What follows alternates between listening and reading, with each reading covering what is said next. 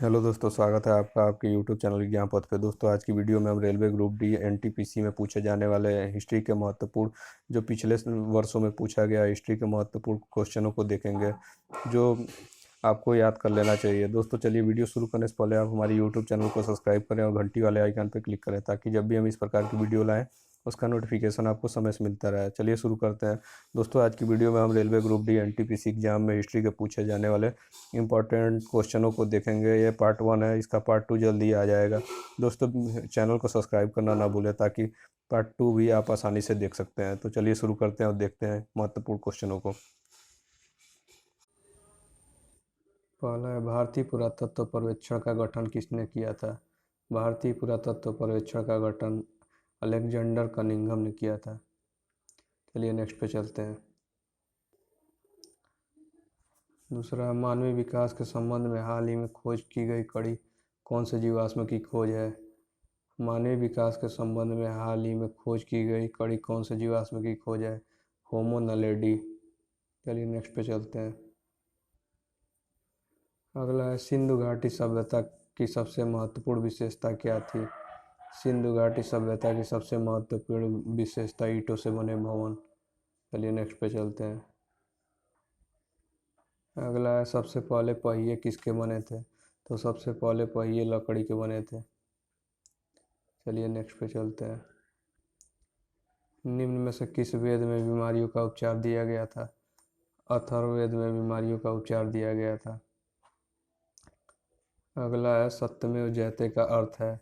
सत्यमेव जयते का अर्थ है सत्य की ही विजय। सत्यमेव जयते मुंडकोपनिषद से लिया गया है।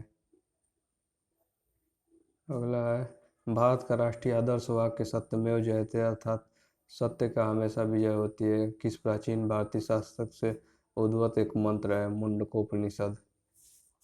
दोस्तों, मुंडकोपनिषद से सत्यमेव जयते लिया गया है। नेक्स्ट है, चलिए नेक्स्ट पे चलते हैं। भारत का राष्ट्रीय आदर्श वाक्य क्या है? भारत का राष्ट्रीय आदर्श वाक्य सत्यमेव जयते है। चलिए नेक्स्ट पे चलते हैं। अगला है 5 नंबर, महाभारत में उल्लेखित कुरुक्षेत्र नामक प्रसिद्ध युद्ध किस युद्ध क्षेत्र अम्बाला शहर के निकट स्थित है? महाभारत में उल्लेखित कुरुक्षेत्र नामक प्रसिद्ध युद्ध कहाँ पे स्थित है? अम्बाला शहर में स्थित है। चलिए नेक्स्ट पे चलते हैं। अगला है, धर्म का विपरीत क्या है? धर्म का विपरीत अधर्म। इसमें अधर्म सही है। चलिए नेक्स्ट पे चलते हैं। अगला है, बौधायन, मानव अपतंब और कात्यायन कौन है? क्वेश्चन है, बौधायन, मानव अपतंब और कात्यायन कौन है? प्राचीन भारतीय गणितज्ञ है। बौधायन, मानव अपतंब और कात्यायन कौन है? भारत के प्राचीन गणितज्ञ हैं। चलिए नेक्स्ट पे चलते हैं। अगला है, त्रिरत्न की अवधारणा से संबंधित है। त्रिरत्न की अवधारणा जैन धर्म से संबंधित है। चलिए नेक्स्ट पे चलते हैं। अगला है, पंचतंत्र की दस्त कथाएं किसके द्वारा रचित मानी जाती है? पंचतंत्र की दस्त कथाएं विष्णु शर्मा द्वारा रचना की गई है। पंचतंत्र की दस्त कथाएं विष्णु शर्मा द्वारा रचित हुई है। इसके पंचतंत्र की दस्त कथाओं के रचयिता विष्णु शर्मा है। चलिए नेक्स्ट पे चलते हैं। अगला है, भारत का सबसे बड़ा तथा दुनिया का दूसरा सबसे बड़ा मठ त्वांग मठ कहाँ स्थित है? त्वांग मठ अरुणाचल प्रदेश में स्थित है। क्वेश्चन है, भारत का सबसे बड़ा तथा दुनिया का दूसरा सबसे बड़ा मठ त्वांग मठ स्थित है अरुणाचल प्रदेश में। नेक्स्ट पे चलिए चलते हैं। प्राचीन समय में अवध किस नाम से जाना जाता था? प्राचीन समय में अवध कौशल के नाम से जाना जाता था। प्राचीन समय में अवध कौशल के नाम से जाना जाता था। चलिए नेक्स्ट पे चलते हैं। सम्राट अशोक किसके पुत्र थे? सम्राट अशोक बिंदुसार के पुत्र थे।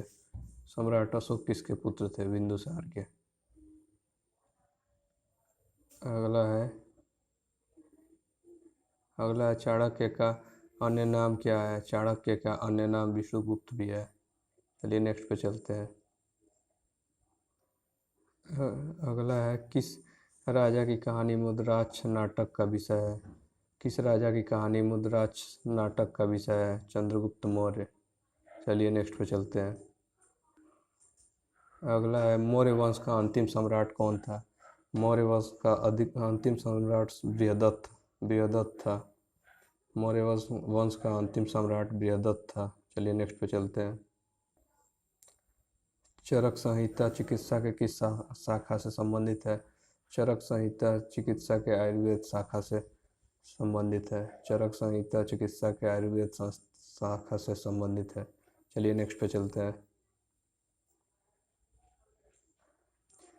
अगला है निम्नलिखित में से कौन सी गुफाओं की खुदाई राजा खारवेल द्वारा की गई थी? अगला है निम्नलिखित में से कौन सी गुफाएं की खुदाई राजा खारवेल द्वारा की गई थी? खंडगिरी गुफाएं। चलिए नेक्स्ट पे चलते हैं। गुप्त साम्राज्य का वास्तविक संस्थापक था। गुप्त साम्राज्य का वास्तविक संस्थापक श्रीगुप्त था। चलिए नेक्स्ट पे चलते हैं। अगला है गुप्त काल के दौरान चीन के किस यात्री ने भारत पर भ्रमण किया था? गुप्त काल के दौरान चीन के किस यात्री ने भारत में भ्रमण किया? फाहियान ने। चलिए नेक्स्ट क्वेश्चन पे चलते हैं। अगला है पंच सिद्धांतिक बृहद संहिता और शाक्य सिद्धांत के लेखक? बाराहमीर। प्रश्न है पंच सिद्धांतिका बृहद संहिता और शाक्य सिद्धांत के लेखक कौन है? बाराहमीर। चलिए नेक्स्ट पे चलते हैं। अगला है निम्नलिखित में से प्राचीन संस्कृति शब्दकोश कौन सा है? अमरकोश। प्रश्न है निम्नलिखित में से प्राचीन सांस्कृतिक शब्दकोश कौन सा है? अमरकोश। चलिए नेक्स्ट पे चलते हैं। अगला प्रश्न है ज्यामिति के जनक किसे कहा जाता है? ज्यामिति के जनक यूक्लिड को कहा जाता है। चलिए नेक्स्ट पे चलते हैं। अगला है किस चालुक्य राजा ने कन्नौज के राजा हर्ष को पराजित किया था? किस चालुक्य राजा ने कन्नौज के राजा हर्ष को पराजित किया था? पुलिकेशिन सेकेंड। चलिए नेक्स्ट पे चलते हैं। अगला है राजतरंगिणी द्वारा किन राज्यों के राजाओं का वर्णन किया गया है? राजतरंगिणी द्वारा किन राज्यों के राजाओं का वर्णन किया गया? कश्मीर।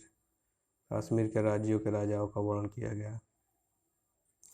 दोस्तों कैसा लगा ये वीडियो कमेंट करके बताएं। दोस्तों ये पार्ट 1 है। पार्ट 2 देखने के लिए चैनल को सब्सक्राइब करके रखें। जल्दी इसका पार्ट 2 आएगा। इसमें आप और भी क्वेश्चनों को देख पाएंगे जैसे रेलवे NTPC परीक्षा 2016 में पूछे गए महत्वपूर्ण प्रश्नों को। तो चलिए थैंक यू दोस्तों।